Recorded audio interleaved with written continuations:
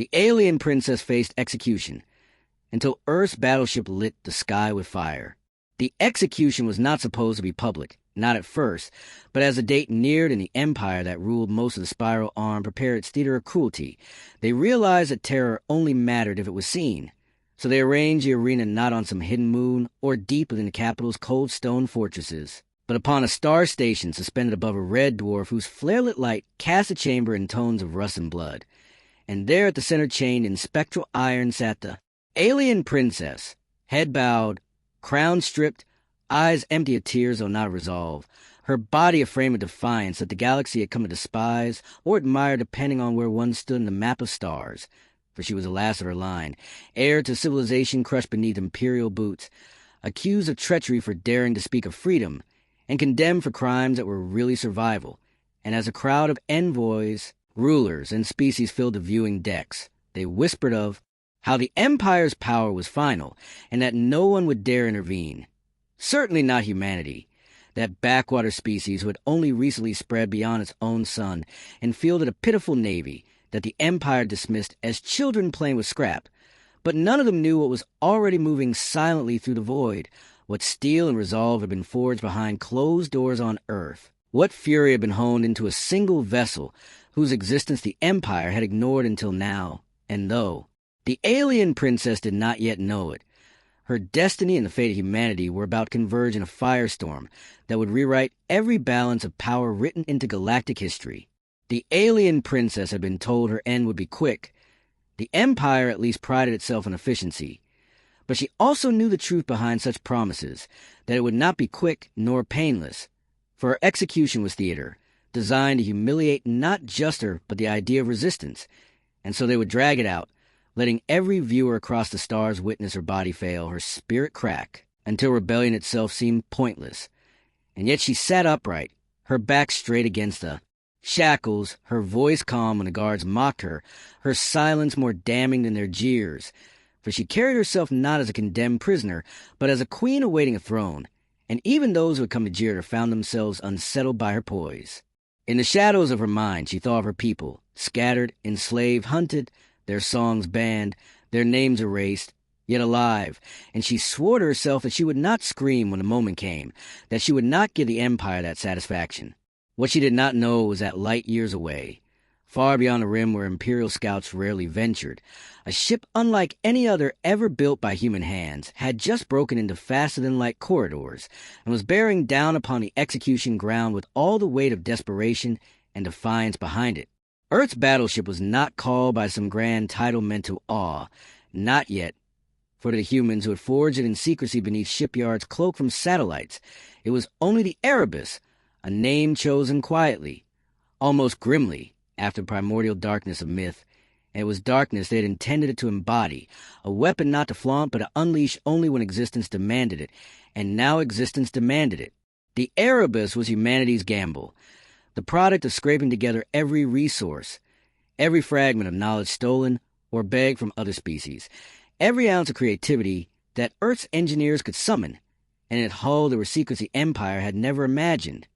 Weapons that bent particle streams into lances of white fire, armor that adapted mid-impact, a drive system that howled through space like a storm given shape, and at its helm stood men and women who knew they were. Outnumbered, outgunned, but not outwilled, and it was that with which it carried the ship across gulfs of darkness to this moment. Among them stood Captain Daniel Reeve, a man who had once served in a fleet the Empire had laughed at, who had watched helplessly when colonies were stripped of resources by alien governors, who had sworn to himself that humanity would never kneel again, and though he had no orders from Earth's fractured governments to save the alien princess, though he knew his mission was reckless, even suicidal, he had decided it was worth it, because to let the Empire kill her would be to accept that. Humanity's voice meant nothing in the galaxy, and he refused that fate. The Council on Earth had not approved. Some called him mad, others a traitor for risking a war they could not win. But when he spoke of the alien princess, of her courage, of what her execution would symbolize, a strange silence had settled. For deep down they understood that symbols could burn brighter than fleets, and her death would brand humanity forever as bystanders in history, whereas a rescue, however impossible, would ignite something new. So with the crew that chose to follow him, He had set sail into the black, and as the Erebus now tore through the final stretch of slipstream, its crew moved with precision, preparing for battle, aware that once they emerged, there would be no retreat. The alien princess, meanwhile, lifted her gaze at last, sensing, though she could not explain why, that something shifted in the currents of fate, and her lips parted as though she tasted on the air a storm yet unseen. When the Empire's executioners entered the chamber, clad in obsidian armor, wielding ceremonial blades infused with radiation to cause both agony and spectacle, the crowd erupted in cheers and jeers, their voices carried across the void through transmissions so that trillions could watch, and the High Magistrate who presided spoke in a voice that echoed through the domed station, declaring her crimes, her guilt, her inevitable end, while the alien princess stared at him with contempt unbroken. And it was in that moment, just as he raised the blade to begin the ritual, that alarms blared across the station, alarms not sounded in centuries, alarms that spoke of a warp breach nearby. And in the viewing screens all around the station, a shadow burst forth from faster-than-light corridors, black against a rust-red star, a shape like a knife made of storms. And the spectators who knew ships felt their breath falter, for they recognized nothing like it. The Empire's fleet moved immediately, hundreds of cruisers and destroyers surrounding the station, weapons charging. But then sensors lit up, scanning the intruder, and what they found made even the seasoned commanders pale. The energy levels were impossible, the armor unreadable, the driving missions unstable, and within the Erebus, Captain Reeve gave the order in a calm voice that carried the weight of centuries: light the sky. What followed was not battle in any conventional sense, but revelation. For when the Erebus unleashed its first strike, the void itself seemed to crackle, a beam of compressed particles tearing through space. Not one ship but 5 erased in an instant. Their hulls turned to molten rivers that spiraled into nothing. And the Empire's confidence shattered as they realized this single human vessel was unlike anything they had prepared for. The alien princess, watching through her restraints, saw the first explosions flare like suns, and her lips curved into the smallest of smiles. For though she did not yet know would come, she knew at last that someone had, and hope which she had buried deep inside her heart ignited once more.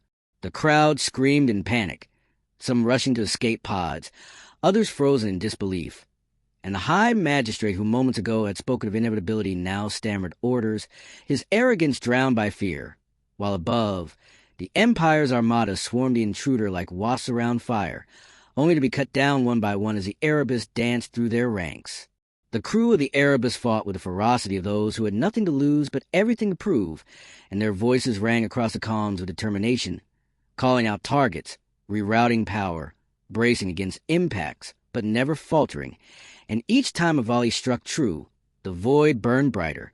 Captain Reeves' eyes never left the station in the center of the battle, for he knew what waited inside, and though his crew did not ask why their mission was more than survival, they followed because they trusted him, because they too wanted to carve humanity's name into the stars. Deep within her cell, the alien princess felt the vibrations of explosions ripple through the floor, smelled the ionist air leaking through ducts, and though chains held her, her spirit soared, whispering a vow to herself that if she survived this day, she would not forget the shadows of Earth that had reached across light years to save her. As the first chapter of this reckoning unfolded, the Empire's greatest stage of cruelty became instead the theater of its humiliation, and somewhere between the silence of one dying star and the roar of another being born in fire, the galaxy shifted. For a single ship had come to defy an empire, and its light was only beginning to burn. The tribunal chamber of the High Imperium was a cathedral of judgment, a structure built to remind every soul who entered that their life and fate rested in the hands of powers far older, wealthier, and crueler than themselves, and at its heart stood the alien princess, shackled by luminous chains of phase-binding energy that hummed faintly each time she dared to shift her stance. Her eyes unwavering despite the mockery of the senators who filled the balconies above, their alien faces sneering, with self-assured superiority as they prepared to strip her of her titles and her life, while beyond the massive crystal walls the stars themselves bore witness. But what none of them knew, what none of them dared to imagine, was that even as they gloated over her supposed downfall, the human battleship Resolute waited in orbit, its crew silent, its captain staring at the countdown of the tribunal clock with the expression of a man who had already chosen to defy history itself. The alien princess had been accused of treachery, of conspiring with humans against her empire, of leaking fleet movements that had allowed Earth to resist far longer than the Imperium had predicted. And though she stood accused in chains, she refused to bow her head, for she knew her truth, that she had chosen humanity not because they had begged, but because she had seen them a fire her own people had long since lost, a stubborn refusal to surrender even when the universe demanded it, and she had believed that such a fire deserved a chance to burn, even if it cost her crown, her people, her blood, and now perhaps her life. But the tribunal saw none of this. They saw only a scapegoat and an opportunity to remind every rebellious world what happened when one of their own dared side with Earth. The lead judge, a skeletal figure with eyes that glowed with artificial augmentations, raised a hand and silence fell across the chamber as his voice rang out, echoing like thunder through the vaulted walls, proclaiming that the time had come to render judgment. And with a motion almost ceremonial, he announced that the alien princess would be executed at the rise of the second son of the Imperium's capital world, her life extinguished in public spectacle, so that no star in the galaxy would mistake mercy for weakness. But before the chamber could erupt in applause, before the sentence could etch itself into final record, a tremor ran through the walls, so slight it was dismissed by many as an echo of engines outside. Yet those who knew ships, those who had lived their lives in the rhythms of space, recognized it immediately. It was a vibration of weapons charging, weapons not of the Imperium, but of something else, something no one had expected to dare fire so close to their holy capital, high above the world, cloaked just beyond the detection limits of the Imperium's rays. Resolute had shifted from silent running into battle readiness, her reactors cycling, her weapons spooling up, her systems primed, and in the command chair, Captain Elias Ward sat like a storm about to break, his fingers gripping the armrest as the ship's AI whispered the odds into his ear, numbers so impossibly bleak that most commanders would have quailed. Yet Elias listened and then gave the order that history would remember. Prepare all batteries. Plot trajectory for orbital strike. Stand ready to tear open the Imperium sky if they dared harm her, because he would not watch her die while he lived. Back in the chamber, the alien princess felt it before she heard it, a faint vibration at the edge of perception, the way one senses lightning building before a storm, and her eyes flicked upward instinctively, as though she could see through crystal walls into orbit, and in that instant her heart whispered the impossible, that the humans had come, that the promise made to her in the dark of a cell, that no matter what the galaxy thought they would not abandon her, had not been a lie, and, though she dared not show it, though her face remained calm under the gaze of her judges, within her chest a fragile ember of hope sparked again. The Imperium's admirals, seated in the rows reserved for military council, exchanged glances, some frowning as data scrolled across their private feeds, reports of go signals, reactor wakes, disruptions in orbit that should not exist, and they dismissed them at first, blaming sensor malfunctions, until the first undeniable image broke through. A lone human ship, massive by their crude standards, brazenly uncloaked, orbiting their sacred capital, its weapons online, and its stance one of absolute defiance. And with that the chamber broke into chaos. Senators shouting, admirals demanding answers, the judges pounding for silence. But all the while the alien princess closed her eyes for a heartbeat and let herself smile inwardly, because only one ship in the galaxy would dare such madness, and it had come for her. The Imperium scrambled to respond, fleets in orbit powering up, stations deploying shields, every gun in range swiveling toward the insolent human vessel. But Elias and his crew had known this would happen, had prepared for it, and when the Imperium demanded their surrender, when they broadcast threats promising Earth's annihilation for this insult, Elias replied with words that would be etched in human history forever. You will not touch her, not while we breathe.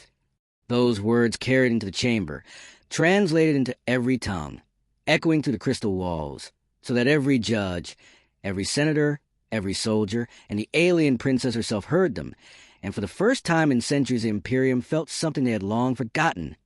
Fear, not of armies, not of fleets, but one single ship crewed by a people who refused to yield.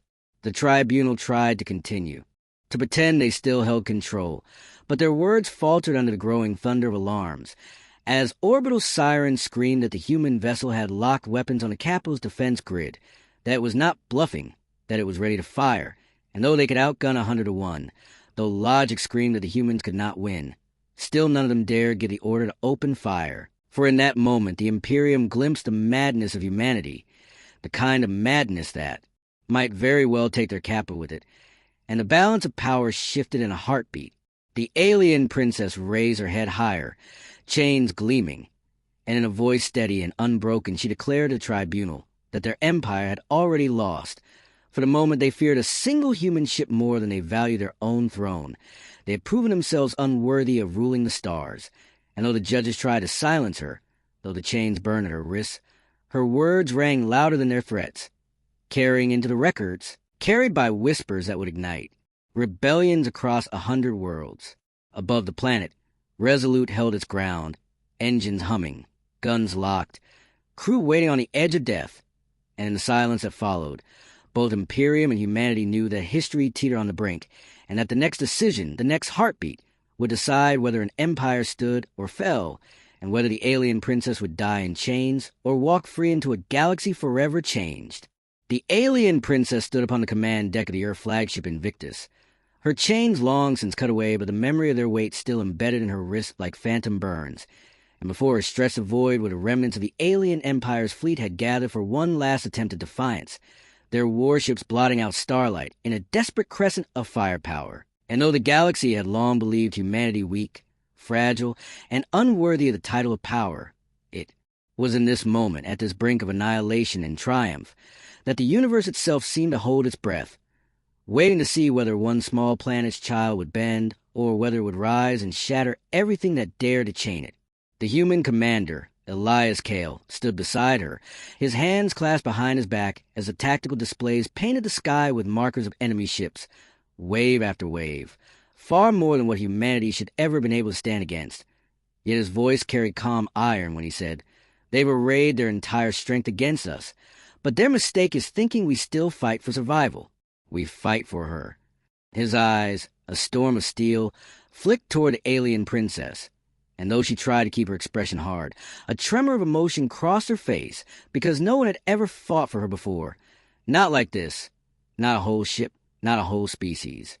Not with fire enough to light the heavens. The alien empress, her mother, broadcast her voice across the channel's end, her words venom wrapped in velvet, declaring, "Daughter, you betray your blood, your lineage, everything that bound our people together. For what? For these fragile apes? Do you think they will protect you when the stars fall? Do you think they will love you when your usefulness has ended? Return now, or you will watch them burn, one by one, as I take from them what they think they can take from us." The alien princess closed her eyes at that, for she had known her mother's cruelty, but hearing it turned upon her with such personal venom was a wound deeper than any chain. Yet Elias reached out, not to command her, not to bind her, but simply to rest a steadying hand against her arm, and his voice was low but unshakable as he said, "You owe her nothing. You owe them nothing. You are free now, and freedom means you choose where you stand. If you stand with us, then I promise you, as long as Invictus draws breath, as long as humanity still lives, we will not let them take you." The fleet moved then, the alien armada like a tide of shadows spilling across the stars, but Invictus surged forward alone, Earth's first and last flagship, its hull aglow with the quantum-forged plating that had terrified the alien warlords when they first scanned it, its cannons lit with the furious stars captured and bent to human will. And when the first volley screamed across the void, the flagship shook but held, and the humans roared not in fear but in defiance, their battle cry a single phrase carried across encrypted comms. For Earth, for her, for freedom, and the alien princess felt her throat tighten because she realized then that she had become the heart of a war she had never asked for but could not walk away from.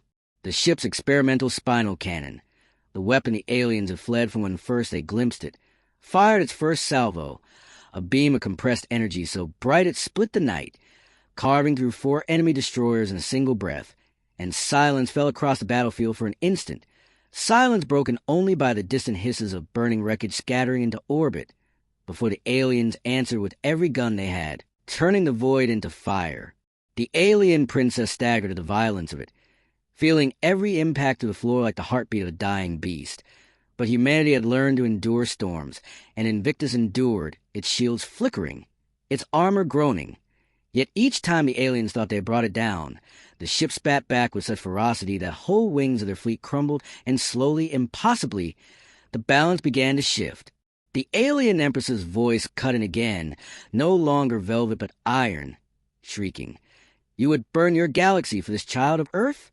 You would destroy your people for the traitor who rejects her birthright." And Elias replied, his voice carried across the stars with no hesitation, "We burn nothing, Empress. We protect. We fight. We rise. You see only conquest. We see someone worth saving." His words hit harder than any cannon, and the alien princess felt her knees weaken. For in those words she heard a truth that could never be unmade, that humanity did not measure worth in power or bloodline, but in choice, in the simple, stubborn belief that no one deserved to die chained and voiceless. The battle reached its crescendo when the alien dreadnought, vast enough to eclipse moons, surged forward. Its maw glowed with the weapon that had ended whole civilizations, and the alien princess whispered, "That is the executioner's blade. I was meant to die under its fire." Her voice shook, but Elias gripped her hand, and in that single touch there was more certainty than in all the strategies carved into the stars, and he said, "Then we'll break the blade." The Invictus turned headlong into the dreadnought's path, its engines screaming, its crew bracing, its weapons channeling every ounce of power left, and in that final collision of wills, the sky itself seemed to tear apart, but humanity did not yield, and in one blinding roar, the flagship fired its spinal cannon directly into the dreadnought's core at the same instant the dreadnought unleashed its superweapon, and the void became a storm of light and death. When the radiance faded, the dreadnought was gone, torn apart into fragments spinning into the abyss, and Invictus drifted, battered but alive, its lights dim but unbroken, its crew bloodied, but still breathing, and across the alien fleet a tremor ran, the tremor of fear, for they had seen their mightiest weapon shattered by a single human ship. The alien empress's voice returned one final time, but now it was not fury, not command, but something brittle and hollow, and she said, "What have you done, child? You have doomed us all." But the alien princess stood tall, her chains gone, her heart steady, and for the first time she answered not as daughter, not as prisoner, but as sovereign of her own soul, saying, "No, mother, I have freed myself, and they have shown me what it means to be free." The alien fleet broke then, scattering into retreat, unwilling to face the ship that had erased their dreadnought, unwilling to face the species that had proven itself unyielding, and in the silence that followed, the galaxy knew something had changed forever. Humanity, once scorned and dismissed, now stood revealed as a power that would not kneel, and the alien princess, once condemned to execution, now lived beneath the banner of a people who had taught her that worth was not inherited but chosen. As the Invictus limped back toward Earth, its hull scarred but spirit untouchable, Elias turned to her and said, half in jest, half in truth, "You realize you just painted a target on us bigger than ever." She smiled, weary but radiant, and replied, "Then let them come, because I've seen now they will never break you." And as Earth's blue glow rose on the horizon, the alien princess knew she had not only been saved, she had been reborn, and somewhere in the depths of the galaxy, every empire that had once mocked humanity now whispered in fear of a single truth, that when Earth's battleship lit the sky with fire, it did more than win a battle. It changed the destiny of the stars.